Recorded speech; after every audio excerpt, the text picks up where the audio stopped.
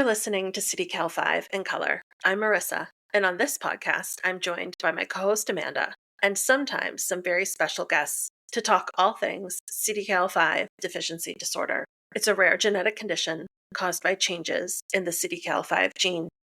Patients with this condition often experience profound developmental disabilities, difficult to control seizures that start in infancy, cortical visual impairment, and a variety of other health concerns. It's a challenging condition, but we know that by sharing our stories, we can raise awareness, provide support, and paint pictures of our community that can lead to greater understanding and meaningful change for families like ours. Let's jump right in.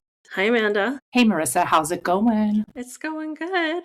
Our guest today is Andreas Borg. His 4-year-old daughter, Sienna, lives with CDKL5 deficiency disorder. Andreas is co-founder of the nonprofit Cure5 Foundation, which has multiple drug repurposing projects in the pipeline for CDKL5 and a new tool on their website that uses AI technology to allow caregivers and others to ask questions directly to the existing body of CDKL5 research and get answers back with citations in their own language. So we're so excited to learn more. Welcome, Andreas. Thank you very much. Fancy meeting you here. I know. It's been a while since we've seen each other. It's nice to be able to connect in this way. Happy to have you on the podcast. Very excited to be here, and it's great. The work you're doing is really beautiful. Oh, thank you. Thank you. We're having a good time. Yeah. We're so excited to hear about all you have going on. But before we do that, tell us a little bit about your daughter, Sienna, about her personality, how she's impacted by CDKL5, whatever you want to tell us. Oh, Sienna, she's our little angel. She's just so innocent. She's always been like this. She's very cuddly, and we're blessed that she can see really well. So she looks into your eyes and she loves to hold your hands. And it's just this pure goodness with her. It's like, I don't think she's ever been angry at us or at anything. Obviously, all parents feel so much love for their children, but it's also this sense of total trust when she's looking at us. And yeah, that's just how she's always been. She's started having seizures when she was 6-7 weeks old, out of nowhere. Boom, started. I thought it was heart attacks. I didn't know anything, And since then, they've been relentless. She has not been blessed with this honeymoon period like some of our kids get. And her seizures are pretty long. Every other night, I should say. In the morning, she has 10 to 15 minutes seizures. And they sort of build up, so she cries a lot in the lead up to that. She can't walk, she can't talk, she can't feed herself. She loves eating, which is great. That's one of the joys. And then we have Leah as well, who's 2 years old, and she's full of joy and playful and mostly wants to dance. Music and rhythm is strong with that one. And she calls her Sissy, and she loves to hold her hand. And then sometimes she just says, Sissy, crying. That's the extent to which she understands things now. Yeah. Anna is my wife and my fortress. So it's our little family. Well, you have a beautiful family. All of the girls in your family, and including your wife, are beautiful. It's so hard because the crying and the upset has to be one of the worst parts of this because it's heartbreaking. There's no fix. Exactly. Some people like to say, well, they don't suffer from this. They can't express their pain. And there are maybe ways that we could assess it, but we're not there yet. So that was always the hardest aspect of this for us and for me, and I think for a lot of people, which is your heart is full of love, and then something that you love more than anything is suffering, and you want to do everything you possibly can, but you're totally helpless. That sense of helplessness has really been the biggest driver for me. I've just never been able to accept seizures as that's just how it is. I just can't accept it, or at least not without doing everything I can, Yeah, I think you hit the nail on the head there. You're not in control. Acceptance is something that we're always searching. I feel like I'm, scouring the earth for all right, I did what I can. Or, my daughter wasn't diagnosed till she was almost 7. And I, like you, had a lot of doors closed, begged our NIH to get in for testing. And in the meantime, I had to just start reading epilepsy journals. And that's really how I dealt with things. Is I want to understand this, I got to carry this forward somehow. And I feel like their pureness and their ability to live in the way they do with this disorder really forces us to be better humans and to kind of get over our own discomfort with the situation and be actionable. Everyone has their own ways of coping with the situation. I happen to be a bit nerdy and, diving into science, wanting, just like you, to understand every aspect of it. I'm a programmer and a problem solver. So, this was not a problem I ever anticipated I had to try to solve it. It was not something that I would have sought out, but here it is. It found me, and now I have to work on it. And that's my way of coping with the situation. When you get the diagnosis, it's literally the worst thing you can possibly imagine happening to you. And some acquaintances of ours said, once we found out what it was, because our odyssey to get the diagnosis was not very long, but it was a few weeks or a couple of months maybe. And they said, oh, CDKL5, oh, you're lucky. And what on earth do you mean? How can you say such a thing? They were rare disease parents, SCN2A, and they're aware of other diseases, rare diseases, where the resources are a lot scarcer. And they also happen to know about the Ludwig Foundation. And so when they found out CDKL5, they thought, actually, there's a lot of stuff going on there. I, of course, did not feel that way at all. But after having spent more time in the rare disease world, I do realize that there are many diseases out there with maybe 200 patients, or even I've met people where their kid was the first patient to be diagnosed. And so the hope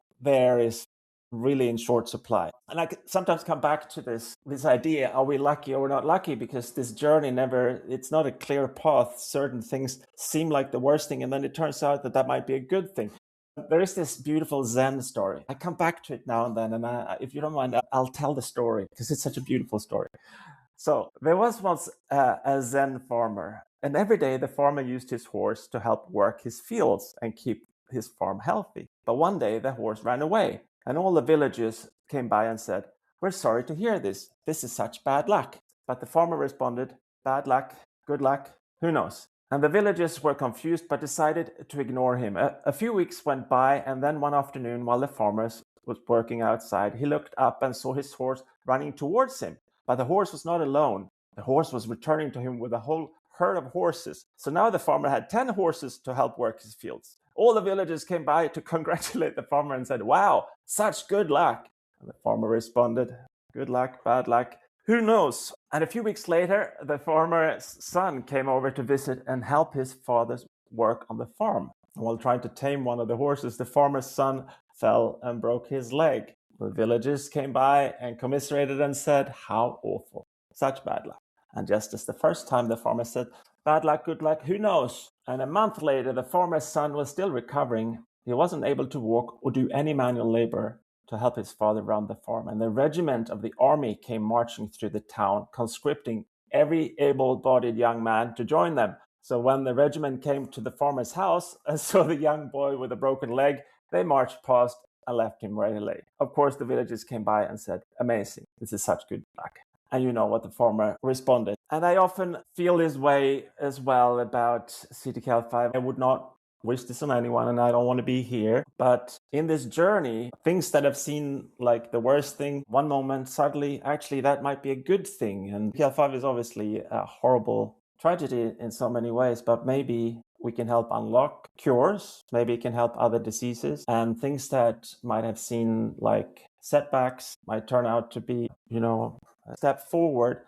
And part of the journey for us in getting to know Sienna's particular problems and her mutation, for instance, we've gone through a lot of different steps there with scientists and discussing and trying to figure out what's wrong and what's right. And things that seemed like good thing turn out to be a really bad thing. vice versa. You can have all the resources in the world, but this is a complex gene and a complex disorder. We've learned a lot, but we really haven't learned anything. I like to think if it were easy, it would have already been solved. And so I think there's that yin and yang of like, yes, we have the powerhouse in Lulu, and they have done great work. And in the time that this gene's been discovered, we've had a lot of advances in genetics in general, but then to have a gentleman show up that's doing, proteomics and some completely different disease to say, hey, we think CDKL5 is this anchoring gene and you need to go back and look at all your science. I mean, like, that gives me hope, right? That this is very complex and it's throughout your entire body, and it takes time and it takes money and it takes a whole global effort of scientists working to advance rare genetic diseases to really get to the bottom of some of these things. However, in the meantime, getting better treatments, understanding, I come from a time when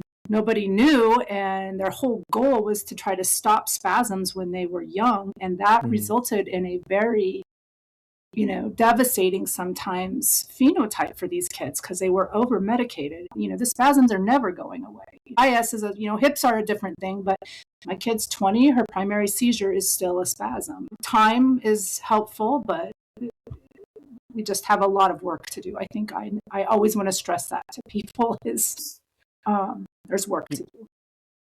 Yeah, there is. We went to see Michela Fagiolini at Harvard early on, and she's just like a source of optimism and generosity. And she said that, she thought that we would have a cure for this, but maybe Sienna was born like 5 years too early. And there is a lot of hype around AI, and there's hype around gene editing of all sorts, but there's so much happening. And we're going to talk a bit about AI and what we're doing there. But just like today, an offshoot of Google's DeepMind announced that they not only can fold all proteins, which is something that's never been possible before in history. So let's take a step back. The RNA, the DNA goes to RNA, goes to proteins, and there are complex strings of amino acids. And no one's been able to really figure out how the proteins fold. And without knowing how the proteins fold, it's very hard to design medicines that could fix or attach or bind to different parts of it. Was it 2 years ago when they released the AlphaFold, where they've now basically folded all available proteins? They're just like, let's fold them all, just figure it out. And today they released a way of predicting where in the different proteins you can bind a small molecule with great affinity. All of these things unlock new ways of approaching this. And I think that there are so many different ways that you could address and ameliorate, if not cure, at least ameliorate the problems with this, like DNA, RNA, protein level, the downstreams, the network effects, symptoms. There's so many different ways. And I, for one, cannot think that we have depleted those possibilities. I think there's so much that we've still to uncover. And that's when it comes to sort of understanding how it works. And obviously we've done tremendous work in understanding a lot of mechanism. But like you say, Amanda, we still have so far to go. We don't know. So that's why when we were thinking to ourselves, is there anything we can offer that we, even without knowing or understanding everything, maybe this drug repurposing project, that some efforts have been done before, not as comprehensively and not all the way to the clinic.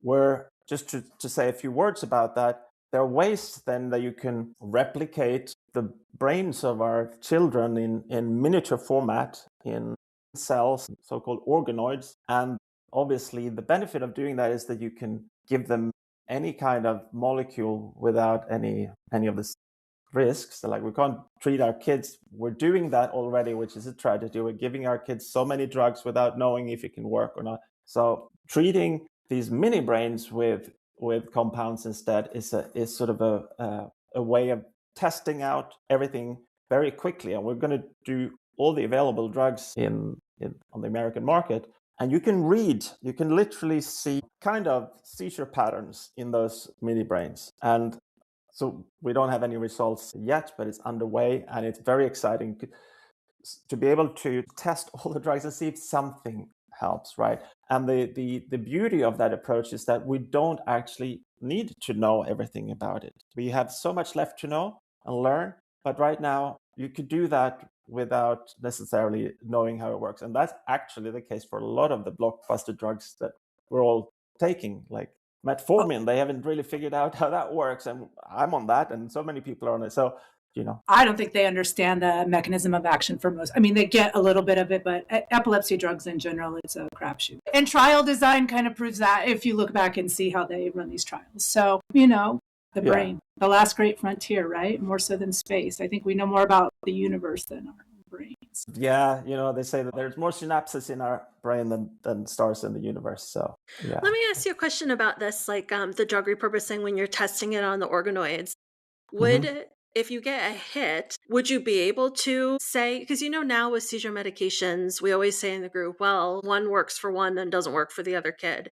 Would that be different than a hit you get on the organoid? Would we be able to assume that it would work for everybody? You can never assume that for any drug, right? So we really don't know the extent to which the symptoms and the seizures are mutation specific, if it's due to the distribution of mutated cells in the brain, or, so even kids with the same mutation behave differently. So you can never really know, but I think it's a better shot at figuring this out than just giving it at random and hoping for the best. And we're trying to take that data knowledge that we can get from that and put that into an AI model and connect it with other data points. And hopefully we will be able to draw some of these conclusions about maybe there are different groups of kids, that would benefit. We don't know yet. This is all sort of exploratory stuff. But I think it's very possible. And I do think that AI plays a really promising role there. Well, and I imagine the fact that if you feel like a class of drug or some kind of molecule might work with a little more engineering, maybe that's another proof of concept that we can be excited about, right? Because just for the people listening, when you're scanning these drugs that are already approved, the hope is if there's a hit, you can go into animal models or different models for safety and kind of get to trials a lot sooner. Is that kind of the path that would be taken? Well, that's for new drug development or adaptation of existing drugs, and I think that is obviously a valid path, but it's not as quick as if we could find something that might already be approved. We're only going to primarily test drugs that are already safe, known, and approved. And if something works, then doctors have the right to prescribe things off-label. We want to take it forward and do more testing, but it should be a lot quicker and cheaper path to make it available for our kids if you find something. That's the ambition.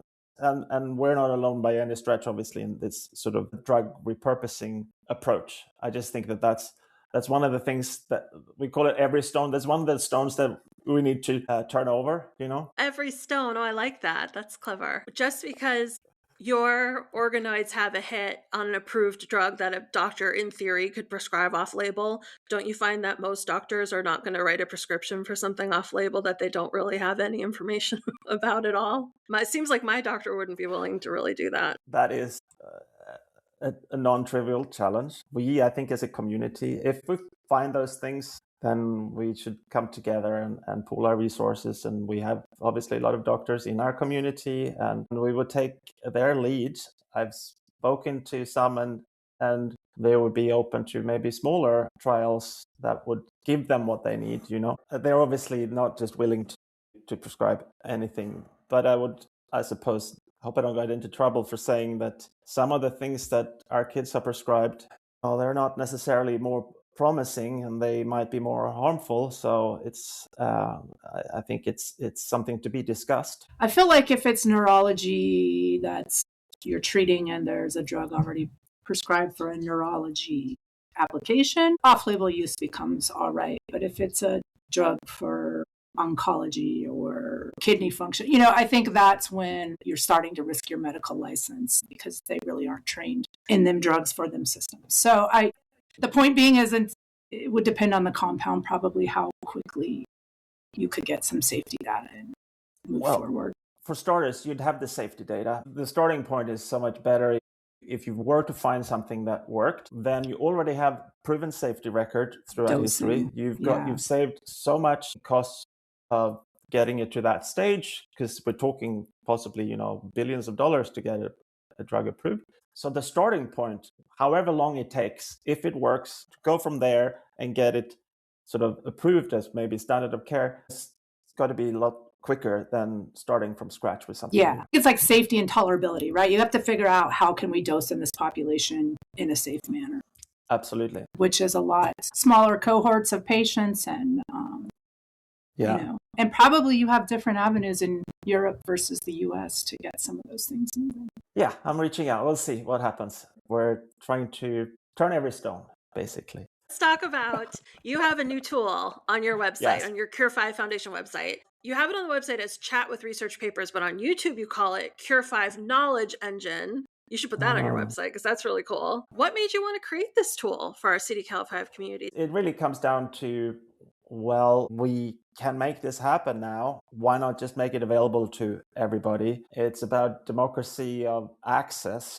And so there's two target audiences. The first one, I would say, is scientists. And scientists, clever as they are, they're still humans. And they can't keep all the papers in mind. And they particularly can't necessarily keep track of every publication that we have for our disease.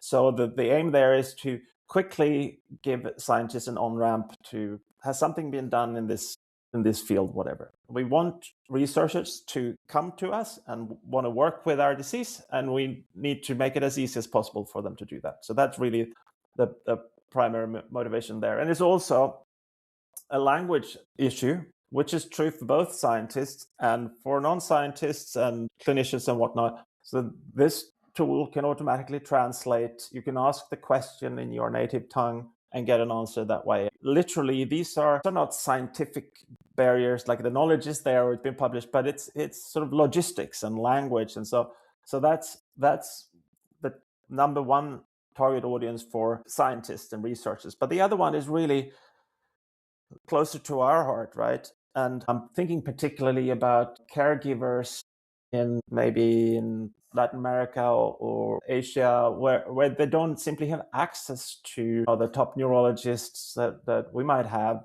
And they're dying to find the answers. They also want to understand. So I wanted to see if there was a way for the AI to act as a translator, to not make it stupid, but simplify things. So that's what that check mark does. It is instructing the AI to look at the data it has access to and try to translate it in a way that is more comprehensible, digestible to someone who is caring for a child. It is never easy to hear some of the hard truths about our disease, but it's better to be armed with facts than not. I think we all feel that way. I really want to gather all the information, and I want to sort of start building a knowledge database for everything CDKL5 that can power so much else. And this is just using language data and the published papers as its raw material. I do want to explain what it does and what it can't do so that people's expectations are managed a little. Yeah, and maybe you'll get to this. I'm curious, like the reliability, or how does somebody in Asia know that it's translating into their language reliably? Right. Well, you really hit the nail on the head there. Reliability of large language models. People throw around the term AI, but I think it's better to be specific. Large language models was an innovation that changed everything. And what it is really a way of compressing large bodies of language into small algorithm. So it's got access to everything in a very small form. And it's fantastic. We're all talking to ChatGPT and stuff. Well, what's the difference between what I created and, say, ChatGPT? Well, as great as large language models are, they also suffer certain shortcomings. And particularly, they're known for their hallucinations, to make things up. So what this system does, it's called a retrieval augmented generative system, RAG. It's not very sexy, but that's what it is. And that's what's used by the industry in order to try to lock an LLM into a specific set of, you can only answer based on these papers. And if you don't know, you can't say so. So how the system works is it's taking all the published papers that we've got access to, and we will continually update that. And then it really just sort of chops them up into small segments. And then when you search for something, it looks for the segments that are most closely related to the thing that you searched for. And then it adds that to the context that the LLM is using to answer the question. And I'm very strictly saying you should only look at these data points when you answer. And if you can't find it here, you have to say, I don't know. So if you're asking certain things and there's no answer, it's because it's not in the published body of papers that we've got access to. Translation, you can never really control and predict it either. And I don't know if this has ever occurred to you, but what we've created with AI is actually a new type of brain that we also don't understand. It's like an artificial brain, and none of the big companies actually know what's going on. It's like you need AI neurologists to understand what goes on inside these nets. So it's crazy, but that's how it is. So you could do your best to try to control it, but it's always gonna do its own thing. And so when someone puts a search in, like what's going on with gene therapy for CDKL5, what are the best epilepsy drugs? Like these are common questions that people have, which of course, we don't have great answers to. But when you get the information that comes back, it provides the citations. So you can go back and look at the article it's referencing and read that yourself for more detail, more information, which is really neat. Would somebody be able to read the publication in their own language, or it doesn't do that? It's another beautiful challenge, which I think the field is moving. Academia, the scientists and the academics want to publish everything, but there's often obstacles in the way. Someone needs to get paid for publishing. So the publishers control the rights. So that's why we can't just publish the papers. You can train the models on published papers, but then you have to sort of transform it. You have to make something else out of it. You have to do something with it, and that you can publish. So that's why I'm not legally allowed to link directly to the source paragraph as much as I would want to. I hope that will change, and maybe the whole copyright landscape will change. And I also can't translate the original paper, but hopefully by going through and finding the right source, you can then just literally copy it in to ChatGPT and get it to translate it for you or anywhere else. Yeah, I'm a Gemini fan. I'm not a ChatGPT fan, but in doing science work in Gemini, I often get citations to papers I can't. They will show me the paragraph and then I can look at the abstract. But it's an interesting place to be. We have all this knowledge, but we don't want to share it with each other. And I know. I feel like that's been a big problem in research, and I get it. It's just. I think it's changing, hopefully for the better. There's so many new tools now that are being released for biological research. I'm in touch with some of these companies. Like you can use it for drug discovery, like we mentioned before. You can use it for toxicology prediction. Like we said, we can look at or predict protein folding. We could literally predict how all our kids' proteins look. We can design different genetic editors. Like these tools now, what used to take months or years and so much money, you can in some cases just do in milliseconds. So things are accelerating, and so things will change. How it will change, there's no guarantee, but I'm pretty hopeful. Well, what a gift to be able to offer something to people who don't speak the languages that most of these things are in. Is that a passion for you as someone who speaks multiple languages, who understands sort of what it's like? I mean, I think we're all in this boat together, right? None of us chose to be here. And then when we go to the forum, for instance, and we got representatives from all over the world, and you realize how they're struggling just to get the most basic things, at least have the resources in your native tongue. But yeah, that was something that I could provide. And there are certain people that I think about, that I hope it's useful for. I would love to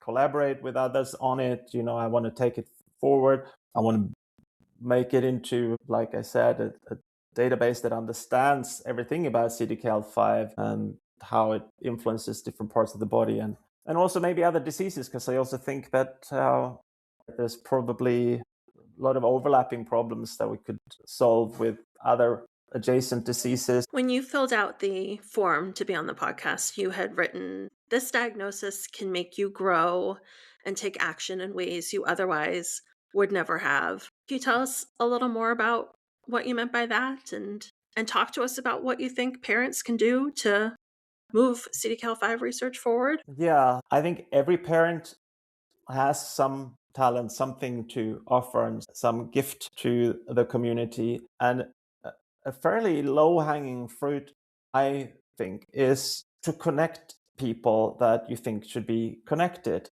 It happens so often. You got researchers and someone is interested in something and they don't know about this other person doing this thing over here. Just connect them, just introduce them. It doesn't take any special skills. We don't have to be neuroscientists to do that. I would say my experience of talking to scientists and researchers, I did not expect this response from them before I did it. I thought it would be really hard to get access to them, but their response has been so heartwarming. It's like Sienna's story and what we're doing have given them, and they've told me many times, have given them meaning and purpose and sort of anchoring.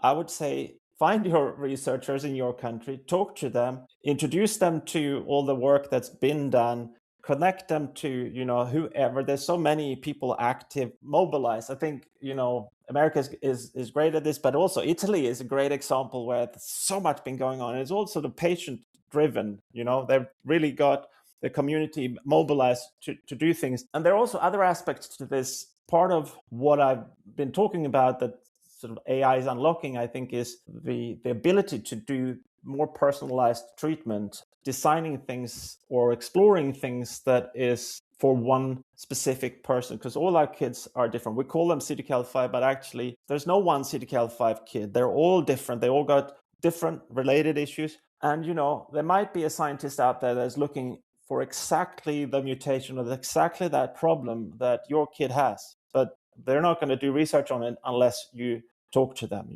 So it kind of comes back to the story, like good luck, bad luck, who knows? I think sometimes we think of scientists as in these labs and far removed from people that they are potentially helping, but anytime we can bring humanity to their work, I do think it must be inspiring for them, because that's the whole reason they're working on something, is to eventually be able to help a person in real life and make a difference. So absolutely. And I don't even think they realize that they're missing that piece until you inject it into their world. They're in these labs, like they're really sometimes these dark places in basements or halls, and they're so far removed. And to give whatever they're studying, whether it's an animal model or a cell line, to give that a human face is really, I've never met a scientist who wasn't very energized about that. So I think that's great advice. It's really. Well, I hope people will check out the show notes. There's a link to the AI tool on the Cure5 Foundation website, link to their website and their pipeline, a link to Sienna's Instagram page if anybody wants to give her a follow. And thanks, Andreas. We're so glad to have you. And keep us posted on what you got going. It was great to see you. A big hug to all of you. Thanks for listening. We hope you'll follow us on social media at CDKL5 in color on Instagram, Facebook, and LinkedIn, and visit us online at www.cdkl5incolor.com. Have questions or a topic you'd like us to chat about?